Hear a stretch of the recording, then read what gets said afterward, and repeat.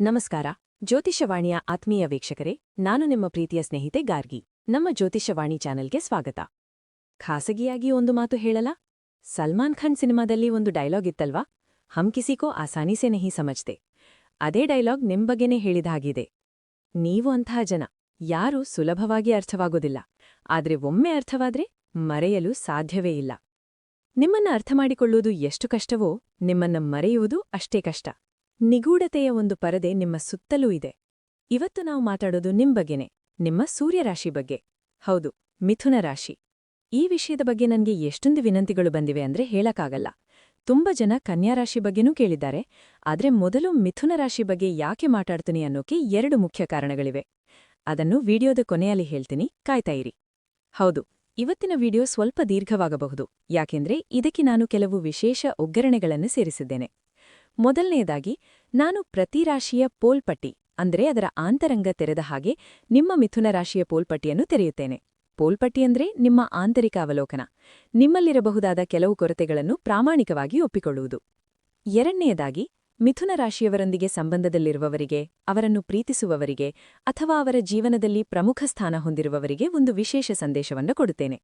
ನೀವು ಕೆಲವು ವಿಷಯಗಳನ್ನ ಅರ್ಥಮಾಡಿಕೊಂಡ್ರೆ ನಿಮ್ಮ ಸಂಬಂಧ ಇನ್ನಷ್ಟು ಗಟ್ಟಿಯಾಗುತ್ತೆ, ಸುಂದರವಾಗುತ್ತೆ.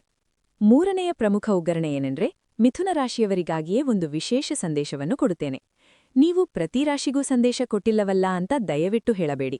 ಕೆಲವೊಮ್ಮೆ ಕೆಲವು ಮಾತುಗಳನ್ನ ನಿರ್ದಿಷ್ಟವಾಗಿ ಹೇಳಲೇಬೇಕಾಗುತ್ತೆ. ಮಿಥುನ ರಾಶಿಯವರಿಗೆ ಮಾತ್ರ ಯಾಕೆ ಈ ಸಂದೇಶ ಅನ್ನೋ ಪ್ರಶ್ನೆಗೆ ಉತ್ತರ ವಿಡಿಯೋ ಕೊನೆಯಲ್ಲಿ ಸಿಗುತ್ತೆ. ನೀವು ಖಂಡಿತ ನಗೋದಕ್ಕೆ ಶುರು ಮಾಡ್ತೀರಾ ಅಂತ ನನ್ಗೆ ನಂಬಿಕೆ ಇದೆ. ಈ ಎಲ್ಲಾ ರಹಸ್ಯಗಳನ್ನು ಬಿಚ್ಚಿಡುವ ಮುನ್ನ ಜ್ಯೋತಿಷ್ಯವಾಣಿ ಚಾನೆಲ್ಗೆ ನೀವು ಹೊಸಬರಾಗಿದ್ರೆ ಈಗಲೇ ಸಬ್ಸ್ಕ್ರೈಬ್ ಬಟನ್ ಒತ್ತಿ, ಪಕ್ಕದಲ್ಲಿರುವ ಬೆಲ್ ಐಕಾನ್ ಕ್ಲಿಕ್ ಮಾಡಿ. ಹಾಗೆಯೇ ಈ ವಿಡಿಯೋ ನಿಮ್ಮ ಮಿಥುನ ರಾಶಿಯ ಸ್ನೇಹಿತರಿಗೆ ಉಪಯುಕ್ತ ಅನಿಸಿದ್ರೆ ಅವರಿಗೂ ಶೇರ್ ಮಾಡಿ. ನಿಮಗೆ ಮಿಥುನ ರಾಶಿಯವರ ಬಗ್ಗೆ ಅತ್ಯಂತ ಕುತೂಹಲಕಾರಿ ಅಥವಾ ಭಾವನಾತ್ಮಕವಾಗಿ ಕನೆಕ್ಟ್ ಆಗುವ ಒಂದು ಲೈನ್ ಯಾವುದನಿಸುತ್ತೆ? ಕಮೆಂಟ್ ಬಾಕ್ಸ್ನಲ್ಲಿ ನಮಗೆ ತಿಳಿಸಿ. ಈಗ ವಿಷಯಕ್ಕೆ ಬರೋಣ. ಮಿಥುನ ರಾಶಿ, ಇದು ನಿಜಕ್ಕೂ ಅದ್ಭುತ ವಿಡಿಯೋ ಆಗಲಿದೆ.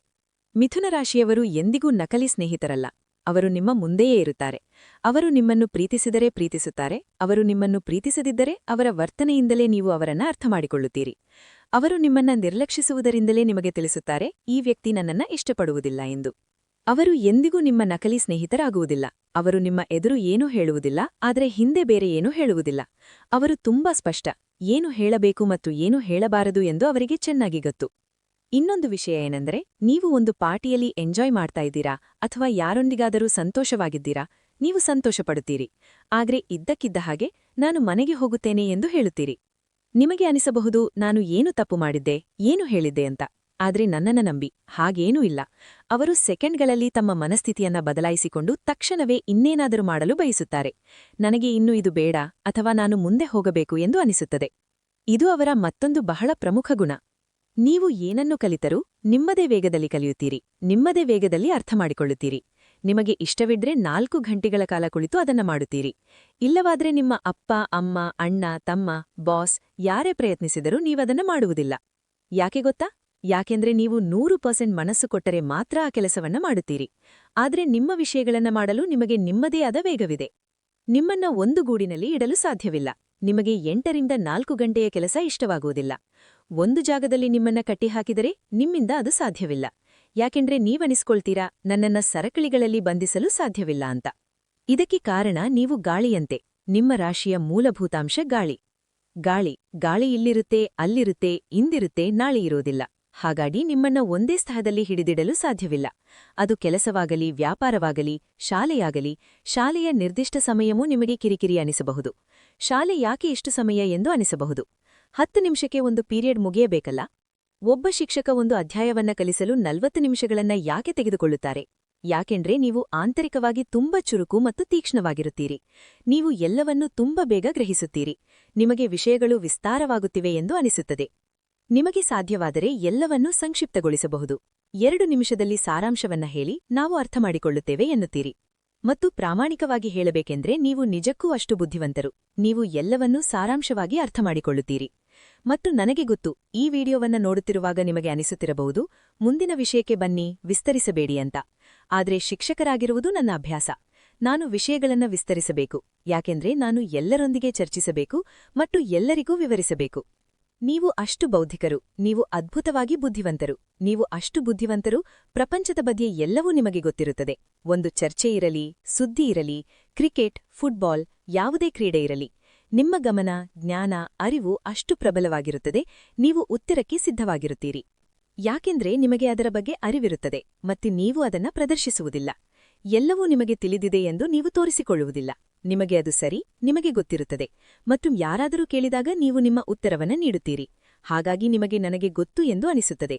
ಮತ್ತು ನಿಮಗೆ ಏನೇ ಗೊತ್ತಿದ್ದರೂ ನೀವದನ್ನ ನಿಜವಾಗಿಯೂ ಚೆನ್ನಾಗಿ ತಿಳಿದಿರುತ್ತೀರಿ, ಯಾಕೆಂದ್ರೆ ನೀವು ತುಂಬಾ ಪ್ರಕಾಶನ, ಚುರುಕು ಮತ್ತು ಬುದ್ಧಿವಂತರು. ನೀವು ರಾಜಕೀಯವನ್ನ ಆನಂದಿಸುತ್ತೀರಿ. ಇದನ್ನ ಕೇಳುವುದು, ಅದನ್ನ ಕೇಳುವುದು, ಕಮೆಂಟ್ ಮಾಡುವುದು, ಏನಾದರೂ ಹೇಳುವುದು, ನೀವದನ್ನ ಆನಂದಿಸುತ್ತೀರಿ. ನೀವು ನೇರವಾಗಿ ರಾಜಕೀಯದಲ್ಲಿ ಭಾಗವಹಿಸುವುದಿಲ್ಲ. ಆದ್ರೆ ಹೌದು, ಮನೆಯಲ್ಲಿ ಒಬ್ಬ ಸುದ್ದಿ ತಿಳಿದ ಮಹಿಳೆ ಅಥವಾ ಪುರುಷ ಇರುತ್ತಾರೆ, ಸುತ್ತಮುತ್ತ ನಡೆಯುವ ಎಲ್ಲದರ ಬಗ್ಗೆ ತಿಳಿದಿರುವವರು. ನೀವು ತುಂಬಾ ಆಶಾವಾದಿ, ಕುತೂಹಲಕಾರಿ ಮತ್ತು ಚುರುಕಾಗಿರುತ್ತೀರಿ. ಮಿಥುನ ರಾಶಿಯ ಚಿಹ್ನೆಯಲ್ಲಿ 2 ಅವಳಿಗಳಿರುವುದನ್ನ ನೀವು ನೋಡಿರಬಹುದು. ಇದರ ಅರ್ಥವೇನು? ಅಂದರೆ ನೀವು ಒಂದು ಪಾರ್ಟಿಯಲ್ಲಿ ಸಂಪೂರ್ಣವಾಗಿ ಎಂಜಾಯ್ ಮಾಡ್ತಾ ಇದ್ರೂ ಇದ್ದಕ್ಕಿದ್ದ ಹಾಗೆ ಮನೆಗೆ ಹೋಗಬೇಕು ಎಂದು ಅನಿಸಬಹುದು. ಅದೇ ರೀತಿ ನಿಮ್ಮ 2 ಮನಸ್ಥಿತಿಗಳು ಯಾವಾಗ ಬದಲಾಗುತ್ತೆ ಅಂತ ನಿಮಗೆ ಗೊತ್ತಿರುವುದಿಲ್ಲ. ಉದಾಹರಣೆಗೆ, ಮೊದಲ ಮನಸ್ಥಿತಿ ನನಗೆ ಯಾರಾದರೂ ಬೇಕು ಎನ್ನುವುದು, ಮತ್ತು ಕೆಲವು ನಿಮಿಷಗಳು ಅಥವಾ ಗಂಟೆಗಳ ನಂತರ ನೀವು ಹೇಳುತ್ತೀರಿ, ನಾನು ಒಬ್ಬನೇ ಇರಲು ಇಷ್ಟಪಡುತ್ತೇನೆ, ನನಗೆ ಯಾರೂ ಬೇಡ ಎನ್ನುತ್ತೀರಿ. ಹೀಗೆ ಪುಟವನ್ನ ತಿರುಗಿಸಿದ ಹಾಗೆ ನೀವು ಬದಲಾಗುತ್ತೀರಿ. ನೀವು ಉದ್ದೇಶಪೂರ್ವಕವಾಗಿ ಇದನ್ನ ಮಾಡುವುದಿಲ್ಲ. ನಿಮ್ಮಲ್ಲಿರುವ ಆತಂಕ ಪರಿಸ್ಥಿತಿಯನ್ನು ತುಂಬ ಬೇಗನೆ ಬದಲಾಯಿಸುತ್ತದೆ, ಮತ್ತು ನಿಮ್ಮ ಸ್ಥಾನಗಳು, ನಿಮ್ಮ ಇಷ್ಟಗಳು ಮತ್ತು ಇಷ್ಟವಿಲ್ಲದಿರುವುದು, ಇದು ಸರಿ, ಮುಗಿದಿತು, ಈಗ ಏನು ಎಂದು ಅನಿಸುತ್ತದೆ. ಈಗ ನಾನು ನಿಮ್ಮ ಪೋಲ್ ಪಟ್ಟಿ ಬರೆಯುತ್ತೇನೆ. ಪೋಲ್ ಪಟ್ಟಿ ತೆರೆಯುವುದು ಬಗ್ಗೆ ಹೇಳುವುದಾದ್ರೆ ಅರ್ಥಮಾಡಿಕೊಳ್ಳಲು ಪ್ರಯತ್ನಿಸಿ. ನೀವು ಕೆಲಸ ಮಾಡಬೇಕಾದ ಅಥವಾ ಮಾಡಬೇಕಾದ ಕೆಲವು ವಿಷಯಗಳಿವೆ ಎಂದು ನಾನು ನಿಮಗೆ ಹೇಳಲಿದ್ದೇನೆ. ಮೊದಲನೆಯದು, ನೀವು ತುಂಬಾ ಅಸ್ತವ್ಯಸ್ತವಾಗಿರುತ್ತೀರಿ. ನೀವು ಅಸ್ತವ್ಯಸ್ತವಾಗಿರುತ್ತೀರಿ ಯಾಕೆಂದ್ರೆ ನಿಮಗೆ ಗೊತ್ತು, ನಾನು 2 ನಿಮಿಷದಲ್ಲಿ ಮಾಡುವ ಕೆಲಸಕ್ಕೆ ನನ್ನ ಎಲ್ಲ ದಿನವನ್ನ ಯಾಕೆ ವ್ಯರ್ಥ ಮಾಡಬೇಕು, ಅಥವಾ ನಾನು 1 ಗಂಟೆ ಅಥವಾ ಅರ್ಧ ಗಂಟೆಯಲ್ಲಿ ಓದುವ ಅಧ್ಯಾಯಕ್ಕೆ ನನ್ನ ಸಮಯವನ್ನ ಯಾಕೆ ವ್ಯರ್ಥ ಮಾಡಬೇಕು. ಹಾಗಾಗಿ ಮಿಥುನ ರಾಶಿಯವರಾಗಿ ನೀವು ತುಂಬಾ ಅಸ್ತವ್ಯಸ್ತವಾಗಿರುತ್ತೀರಿ. ಮತ್ತು ವಿಶೇಷವಾಗಿ ಕುಂಭ, ಧನು ಅಥವಾ ವೃಶ್ಚಿಕ ರಾಶಿಯವರೊಂದಿಗೆ ಹೊಂದಾಣಿಕೆ ಮಾಡಿಕೊಳ್ಳಲು ನಿಮಗೆ ತುಂಬಾ ಕಷ್ಟವಾಗುತ್ತದೆ. ಯಾಕೆಂದ್ರೆ ಅವರು ತುಂಬಾ ಸಂಘಟಿತವಾಗಿ ನಡೆಯುತ್ತಾರೆ. ಅವರು ಮುಂದೆ ಯೋಚಿಸಿ ನಂತರ ಹಿಂದಕ್ಕೆ ಬರುತ್ತಾರೆ. ಆದ್ರೆ ನಿಮಗೆ ಏನಿದೆಯೋ ಅದನ್ನ 10 ನಿಮಿಷದಲ್ಲಿ ಮುಗಿದಿತು ಎಂದು ಅನಿಸುತ್ತದೆ. ಎರಡನೆಯದು, ನಿಮ್ಮಲ್ಲಿರುವ ಸಮಸ್ಯೆ ಏನಂದ್ರೆ ನೀವು ನಿಮ್ಮದೇ ನಿಯಮಗಳನ್ನ ಅನುಸರಿಸುತ್ತೀರಿ. ಜಗತ್ತು ಮಾಡಿರುವ ಸಾಮಾನ್ಯ ನಿಯಮಗಳನ್ನ ನೀವು ಅನುಸರಿಸುವುದಿಲ್ಲ. ಅಂದರೆ ನಿಮಗೆ ಯಾವುದು ಇಷ್ಟವೋ ಅದನ್ನ ಮಾಡುತ್ತೀರಿ. ನಾನು ಎ ಬಿಂದುವಿನಿಂದ ಬಿ ಬಿಂದುವಿಗೆ ಹೋಗಬೇಕು ಎಂದು, ಇದು ದೊಡ್ಡ ರಸ್ತೆ ಮತ್ತು ಈ ರಸ್ತೆ ಎ ಬಿಂದುವಿನಿಂದ ಬಿ ಬಿಂದುವಿಗೆ ಹೋಗುತ್ತದೆ ಎಂದು ನಾನು ಹೇಳಿದರೆ, ನೀವು ಹೇಳುತ್ತೀರಿ, ಯಾಕೆ, ಎಲ್ಲಿ ಬರೆದಿದೆ, ನಾನದರ ಸುತ್ತಲೂ ಹೋಗುತ್ತೇನೆ, ನಾನು ಸಣ್ಣ ರಸ್ತೆಯ ಮೂಲಕ ಹೋಗಬೇಕು ಅಥವಾ ನಾನು ಓಣಿಗಳಲ್ಲಿ ಹೋಗಬೇಕು. ಹಾಗಾಗಿ ಆ ಸಾಮಾನ್ಯ ನಿಯಮವನ್ನು ಅನುಸರಿಸುವುದು ನಿಮಗೆ ಅನಿವಾರ್ಯವಲ್ಲ. ನೀವು ನಿಮ್ಮ ಹೃದಯದ ರಾಜ, ನಿಮ್ಮ ಇಚ್ಛೆಯ ರಾಜ. ನಿಮ್ಮ ಇಚ್ಛೆಯಂತೆ ಕೆಲಸಗಳನ್ನು ಮಾಡಲು ನೀವು ಬಯಸುತ್ತೀರಿ. ಮೂರನೆಯ ಪ್ರಮುಖ ವಿಷಯ, ನೀವು ಜನರಿಗೆ 2ನೆಯ ಅವಕಾಶವನ್ನ ಬಹಳ ಕಡಿಮೆ ನೀಡುತ್ತೀರಿ. ಒಮ್ಮೆ ಯಾರಾದರೂ ನಿಮ್ಮ ಕಣ್ಣಿನಿಂದ, ನಿಮ್ಮ ಹೃದಯದಿಂದ ಇಳಿದರೆ ಅವರು ಮತ್ತೆ ನಿಮ್ಮ ಜೀವನಕ್ಕೆ ಮರಳುವುದು ಬಹುತೇಕ ಅಸಾಧ್ಯವೆಂದೇ ಹೇಳಬಹುದು. ಇದು ಮೊದಲ ಭಾಗ. ಈಗ ಕೆಲವು ಇತರ ಸಣ್ಣ ವಿಷಯಗಳಿಗೆ ಬರುತ್ತೇನೆ ಮತ್ತು ಸಂಬಂಧವಿರುವ ಜನರ ಬಗ್ಗೆ ಮಾತಾಡುತ್ತೇನೆ. ಮತ್ತೊಂದು ಬಹಳ ಮುಖ್ಯವಾದ ಅಂಶವೇನೆಂದರೆ, ನೀವು ಯಾವಾಗಲೂ ಚಲನೆಯಲ್ಲಿರುತ್ತೀರಿ. ಒಂದು ಸ್ಥಳದಲ್ಲಿ ಸ್ಥಿರವಾಗಿರುವುದು ನಿಮಗೆ ಕಷ್ಟ. 3 ಗಂಟೆಗಳ ಕಾರ್ಯಕ್ರಮವನ್ನ ನೋಡಲು 3 ಗಂಟೆಗಳ ಕಾಲ ಕುಳಿತುಕೊಳ್ಳುವುದು ನಿಮಗೆ ತುಂಬಾ ಕಷ್ಟ ಎಂದು ಹೇಳಿದರೆ, ನೀವು ಹೇಳುತ್ತೀರಿ, ನಾನು ಮನೆಯಲ್ಲಿ ನನ್ನ ಪರದೆ ಮೇಲೆ ನೋಡುತ್ತೇನೆ, ನಾನು ಬೇಕಾದರೆ ಪಾಸ್ ಮಾಡುತ್ತೇನೆ. ಅದೇ ಸಮಯದಲ್ಲಿ ನೀವು ಒಂದೇ ಬಾನಿಗೆ 2-3 ಕಾರ್ಯಕ್ರಮಗಳನ್ನು ನೋಡುವ ಸಾಧ್ಯತೆಯನ್ನು ಹೊಂದಿರುತ್ತೀರಿ. ನೀವು ಇಲ್ಲಿ ಒಂದು ಸಿನಿಮಾ, ಅಲ್ಲಿ ಒಂದು ಇಂಗ್ಲಿಷ್ ಸಿನಿಮಾ, ಒಂದು ಹಿಂದಿ ಸಿನಿಮಾ, 1956ರ ಸಿನಿಮಾ ಅಥವಾ ರಾಜಕೀಯದ ಬಗ್ಗೆ ಚರ್ಚೆ, ಅಥವಾ ಬಹುಶಃ 5ನೇ ಚಾನೆಲ್ನಲ್ಲಿ ಟೆನ್ನಿಸ್ ಪಂದ್ಯವಿರಲಿ. ನೀವು 5 ಚಾನೆಲ್ಗಳ ಬಗ್ಗೆ ತಿಳಿದಿರುತ್ತೀರಿ ಮತ್ತು ಏನು ನಡೆಯುತ್ತದೆ ಎಂದು ನಿಮಗೆ ಗೊತ್ತಿರುತ್ತದೆ. Quick quick quick. ಅಲ್ಲಿ ನೀವು ತುಂಬಾ ಆತಂಕಗೊಳ್ಳುತ್ತೀರಿ ಮತ್ತು ನೀವು ಯಾವಾಗಲೂ ಚಲನೆಯಲ್ಲಿರುತ್ತೀರಿ. ಮುಂದಿನ ಪ್ರಮುಖ ವಿಷಯ ಏನೆಂದ್ರೆ, ನಿಮ್ಮ ಅವಲೋಕನ ಶಕ್ತಿ ಅದ್ಭುತವಾಗಿದೆ. ಎಲ್ಲಾ ರಾಶಿಗಳಲ್ಲಿ, ಎಲ್ಲಾ ಸೂರ್ಯರಾಶಿಗಳಲ್ಲಿ ನಿಮಗೆ ಹೆಚ್ಚು ಅವಲೋಕನ ಶಕ್ತಿಯಿದೆ. ನೀವು ಅದಕ್ಕೆ ನಿಮ್ಮ ಸಮಯವನ್ನ ವ್ಯರ್ಥವಾಡುವುದಿಲ್ಲ. ನೀವು ಯಾವುದೇ ಸ್ಥಳಕ್ಕೆ ಹೋಗಿ 5 ನಿಮಿಷದಲ್ಲಿ ಏನು ಬದಲಾಗಿದೆ, ಯಾರು ಏನು ಮಾಡಿದ್ದಾರೆ, ಯಾರು ಸದ್ದಿಲ್ಲದೆ ಸಹಾಯ ಮಾಡಿದ್ದಾರೆ, ಯಾರು ಹೆಚ್ಚುವರಿ ಕೆಲಸ ಮಾಡಿದ್ದಾರೆ ಎಂದು ನೀವು ಗಮನಿಸಬಹುದು. ನಂತರ ನೀವು ಅದರ ಬಗ್ಗೆ ಮಾತಾಡುತ್ತೀರಿ. ನಾನು ಈ ವ್ಯಕ್ತಿಯನ್ನ ನೋಡಿದ್ದೆ, ಬಹುಶಃ ಅವರು ಮಾತಾಡಲೂ ಇಲ್ಲ, ಆದರೆ ಈ ವ್ಯಕ್ತಿ ಇದನ್ನ ಮಾಡಿದರು ಎಂದು ಹೇಳುತ್ತೀರಿ. ಯಾರಾದ್ರೂ ಏನಾದ್ರೂ ಮಾಡ್ತಿದ್ರೆ ಅವರ ಉದ್ದೇಶವನ್ನು ಅರ್ಥ ಮಾಡ್ಕೊಳ್ಳಲು ನೀವದನ್ನ ಬಳಸಬಹುದು. ಆ ವ್ಯಕ್ತಿಯ ಉದ್ದೇಶ ಏನು ಅಂತ ನೀವು ಬಹಳ ಸ್ಪಷ್ಟವಾಗಿ ಅರ್ಥ ಮಾಡ್ಕೊಳ್ಬಹುದು. ಈಗ ನಾನ್ ಹೇಳಲು ಬಯಸುವ ಕೊನೆಯ ವಿಷಯಕ್ಕೆ ಬರ್ತೇನೆ. ವಾಸ್ತವವಾಗಿ ನೀವು ತುಂಬಾ ಹಾರ್ಡ್ ಹೆಡೆಡ್ ಆಗಿರ್ತೀರಿ. ಅಂದ್ರೆ ನೀವು ತುಂಬಾ ಹಠಮಾರಿ, ಅತಿಯಾದ ನಿಲುವುಳ್ಳವರು, ಕೆಲವೊಮ್ಮೆ ಒರಟು ಮತ್ತು ಹಠಮಾರಿ ವ್ಯಕ್ತಿ ಅನಿಸಬಹುದು. ಆದ್ರೆ ನೀವು ತುಂಬಾ ಕಠಿಣ ಹೃದಯದವರಲ್ಲ. ನೀವು ಹೊರಗಿನಿಂದ ಹಾಗೆ ಕಾಣ್ತೀರಿ, ಆದ್ರೆ ಒಳಗಿನಿಂದ ಕೆಟ್ಟವರಲ್ಲ. ಹೌದು, ಇಲ್ಲಿಂದ ನೀವು ಸ್ವಲ್ಪ ಹಾರ್ಡ್ ಹೆಡೆಡ್ ಆಗಿರಬಹುದು, ನೀವು ಸ್ವಲ್ಪ ಉಗ್ರ ಸ್ವಭಾವದವರಾಗಿರಬಹುದು. ಈಗ ನಾನು ಮಿಥುನ ರಾಶಿಯವರೊಂದಿಗೆ ಸಂಬಂಧದಲ್ಲಿರುವ ಅಥವಾ ಅವರನ್ನು ತುಂಬಾ ಪ್ರೀತಿಸುವ ಜನರ ಬಗ್ಗೆ ಮಾತಾಡ್ತೇನೆ. ಆ ಸಂಬಂಧ ಯಾವುದೇ ಸಂಬಂಧವಾಗಿರಬಹುದು. ಈ ಸಂದೇಶವು ಅವರೆಲ್ಲರಿಗೂ ವಿಶೇಷವಾಗಿ ಅನ್ವಯಿಸುತ್ತದೆ. ನೋಡಿ, ನೀವು ಅವರ ಜೀವನದಲ್ಲಿ ಪ್ರಮುಖ ಪಾತ್ರ ವಹಿಸ್ತಿದ್ರೆ ಇದು ಬಹಳ ಮುಖ್ಯ. ಮಿಥುನ ರಾಶಿಯವರು ನಾನ್ ನಿನ್ನನ್ನು ಪ್ರೀತಿಸುತ್ತೇನೆ, ನಾನ್ ನಿನ್ನನ್ನು ನೋಡ್ಕೊಳ್ತೇನೆ ಅಂತ 50 ಬಾರಿ ಹೇಳುವ ಅಗತ್ಯವಿಲ್ಲ. ಅದನ್ನು ಅವರಿಗೆ ತೋರಿಸುವುದು ಉತ್ತಮ. ಅವರ ಮಾತಿಗಿಂತ ಅವರ ಕಾರ್ಯಗಳು ಹೆಚ್ಚು ಮಾತನಾಡುತ್ತವೆ. ಇದು ಮೊದಲನೇದು. ಎರಡನೇದು, ಅವರಿಗೆ ಸ್ವಾತಂತ್ರ್ಯ ಬೇಕು. ಅವರನ್ನು ಯಾವುದೇ ಗಡಿಯಲ್ಲಿ ಇಡಲು ಅವರು ಬಯಸೋದಿಲ್ಲ. ಮತ್ತು ಅದೇ ರೀತಿ ಅವರು ನಿಮಗೆ ಅದೇ ಸ್ವಾತಂತ್ರ್ಯ ಮತ್ತು ಜಾಗವನ್ನು ನೀಡ್ತಾರೆ. ಅವರು ನಿಮಗೆ ಕೂಲಾಗಿರು ಅಂತ ಹೇಳೋದಿಲ್ಲ. ನೀವು ಅವರೊಂದಿಗೆ ಪ್ರತಿ ನಿಮಿಷವೂ ಇರುವುದನ್ನು ಅವರು ಇಷ್ಟಪಡೋದಿಲ್ಲ. ವಾಸ್ತವವಾಗಿ ಈ ಸಂದೇಶ ನನಗೂ ಅನ್ವಯಿಸುತ್ತದೆ. ನಾನ್ ನಿಮ್ಗೆ ಆದ್ರಿಂದ ನೀವು ಮಿಥುನ ರಾಶಿಯವರೊಂದಿಗೆ ಸಂಬಂಧದಲ್ಲಿದ್ದಾಗ ಅವರು ನಿಮ್ಗೆ ಜಾಗ ನೀಡಿದಂತೆ ಅವರಿಗೂ ಜಾಗ ಸಿಗಬೇಕು ಅಂತ ಅವರು ಭಾವಿಸ್ತಾರೆ. ಇದು ಪ್ರತಿ ಸಂಬಂಧದಲ್ಲೂ ಬಂದರೂ ಮಿಥುನ ರಾಶಿಯಲ್ಲಿ ಸ್ವಲ್ಪ ಪ್ರಬಲವಾಗಿರುತ್ತದೆ. ಯಾಕೆಂದ್ರೆ ಅವರನ್ನು ನಿರ್ಬಂಧಿಸಲು ಅವರು ಬಯಸೋದಿಲ್ಲ. ಮಿಥುನ ರಾಶಿಯವರಿಗೆ ಅಂಟಿಕೊಳ್ಳಬೇಡಿ. ಯಾಕೆಂದ್ರೆ ಅವರು ನಿಮ್ಮ ಬಳಿಗೆ ಬರಬೇಕು ಅಂತ ಬರ್ತಾರೆ, ನಿಮ್ಮೊಂದಿಗೆ ಇರ್ತಾರೆ, ನಿಮ್ಮೊಂದಿಗೆ ಮಾತನಾಡ್ತಾರೆ, ನಿಮ್ಮೊಂದಿಗೆ ಸಮಯ ಕಳೆಯುತ್ತಾರೆ.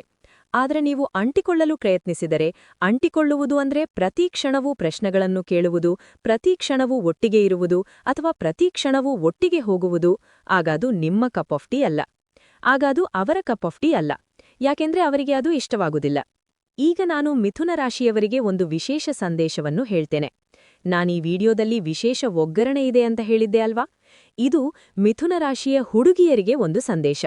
ಮಿಥುನ ರಾಶಿಯ ಹುಡುಗರಿಗಲ್ಲ, ದಯವಿಟ್ಟು ಅರ್ಥ ಮಾಡ್ಕೊಳ್ಳಿ. ನೀವು ಹುಡುಗಿಯಾಗಿ ಮಿಥುನ ರಾಶಿಯವರಾಗಿದ್ರೆ, ಕುದುರೆಯ ಮೇಲೆ ರಾಜಕುಮಾರ ಬಂದು ಪಾರ್ಟಿಯಲ್ಲಿ ನೀವು ಬಿಟ್ಟು ಹೋಗಿದ್ದ ನಿಮ್ಮ ಬೂಟನ್ನು ತಂದುಕೊಟ್ಟು ನಂತರ ನಿಮ್ಮ ಮುಂದೆ ಮಂಡಿಯೂರಿ ಪ್ರಪೋಸ್ ಮಾಡ್ತಾನೆ ಅಂತ ಅಂದುಕೊಳ್ಬೇಡಿ. ಹಾಗೇನೂ ಆಗೋದಿಲ್ಲ ಮತ್ತು ಹಾಗೇನೂ ಆಗುವುದೂ ಇಲ್ಲ. ರಾಜಕುಮಾರ ಬರುವುದೂ ಇಲ್ಲ, ಪ್ರಪೋಸ್ ಮಾಡುವುದೂ ಇಲ್ಲ. ಇದು ನಿಮಗೆ ಬಹಳ ಮುಖ್ಯವಾದ ಪಾಠ. ನಿಮ್ಮ ಕೇಕನ್ನು ನೀವೇ ಬೇಕ್ ಮಾಡಬೇಕು. ನಿಮ್ಮನ್ನು ನೀವೇ ಪ್ರೀತಿಸಲು ಮತ್ತು ನಿಮಗೆ ನೀವೇ ಸಮಯವನ್ನು ನೀಡಲು ಪ್ರಾರಂಭಿಸಬೇಕು. ಇದು ಮೊದಲನೇದು. ಎರಡನೇದು, ಹೌದು, ನಿಮ್ಮ ಜೀವನದಲ್ಲಿ ಬರಲಿರುವವರು ಆ ಕೇಕಿಗೆ ಕ್ಯಾಂಡಲ್ಗಳನ್ನು ಸೇರಿಸಬಹುದು. ಆದರೆ ಕೇಕ್ ಬೇಕ್ ಮಾಡುವುದು ನಿಮಗಾಗುವುದಿಲ್ಲ. ತುಂಬಾ ಮುಖ್ಯವಾಗಿ ಅದಕ್ಕಾಗಿಯೇ ನೀವು ನಿಮ್ಮ ಜೀವನದಲ್ಲಿ ನಿಮ್ಮೊಂದಿಗೆ ಹೆಚ್ಚು ಸಮಯವನ್ನು ಕಳೆಯಬೇಕು. ಹಾಗಾಗಿ ಅಲ್ಲಿ ಬೇರೆ ರೀತಿಯಲ್ಲಿ ವಿಷಯಗಳು ನಡೆಯುತ್ತವೆ ಅಂತ ನಿರೀಕ್ಷಿಸಬೇಡಿ. ಈ ಸಂದೇಶ ಎಲ್ಲಾ ಮಿಥುನ ರಾಶಿಯ ಹುಡುಗಿಯರಿಗೆ ಬಹಳ ಸ್ಪಷ್ಟವಾಗಿದೆ ಅಂತ ನಾನು ಭಾವಿಸ್ತೇನೆ. ಈಗ ನಾನು ಯಾವಾಗಲೂ ಹೇಳುವ ಪ್ರಮುಖ ವಿಷಯಗಳ ಬಗ್ಗೆ ಮಾತನಾಡ್ತೇನೆ. ನಿಮ್ಮ ಚಿಹ್ನೆ 2 ಮುಖಗಳು. ಅದಕ್ಕಾಗಿಯೇ ನೀವು 2 ಮುಖದವರು ಅಂತ ಕರೆಯಲ್ಪಡುವುದು. ಎರಡನೇದು, ನಿಮ್ಮ ಆಳುವ ಗ್ರಹ ಬುಧ. ಮೂರನೇದು, ನಿಮ್ಮ ಆಳುವ ಮನೆ 3ನೇದು. ನಿಮ್ಮ ಮೂಲ ಅಂಶ ಗಾಳಿ. ಗಾಳಿ ಇಲ್ಲಿಯಲ್ಲಿ ಅಂತ ಬೀಸುತ್ತೆ ಅಂತ ನಾನು ಹೇಳಿದ್ದೆ. ಮತ್ತು 4ನೇ ಪ್ರಮುಖ ವಿಷಯ, ನಿಮ್ಮ ಬಣ್ಣಗಳು ನೀಲಿ ಮತ್ತು ಬೂದು. ಮತ್ತು ನಿಮ್ಮ ರತ್ನಗಳು ಓಪೆಲ್, ಅಗೇಟ್ ಮತ್ತು ಐರನ್ ಸ್ಟೋನ್. ಇದು ಮಿಥುನ ರಾಶಿಯವರ ಬಗ್ಗೆ ಇತ್ತು. ವಿಡಿಯೋ ಸ್ವಲ್ಪ ದೀರ್ಘವಾಯಿತು ಅಂತ ನನಗೆ ಗೊತ್ತು. ಆದ್ರೆ 2-3 ವಿಷಯಗಳನ್ನು ಹೇಳಬೇಕು ಅನ್ನೋದು ಅಗತ್ಯವಾಗಿತ್ತು.